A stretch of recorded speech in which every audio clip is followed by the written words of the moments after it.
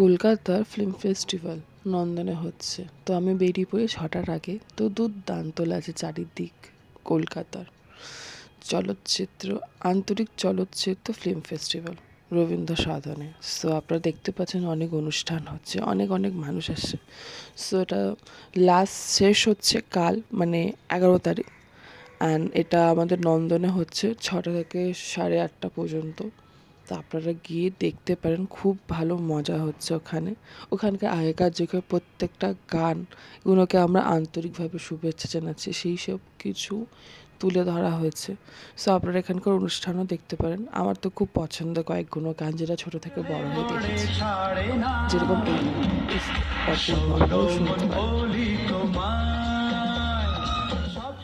তো এইভাবেই দিনটা ভালো মতন কাটিয়েছি। তো আপনারা যদি দেখতে যেতে চান তো প্লিজ চলে যান রবীন্দ্র সদনের নন্দন।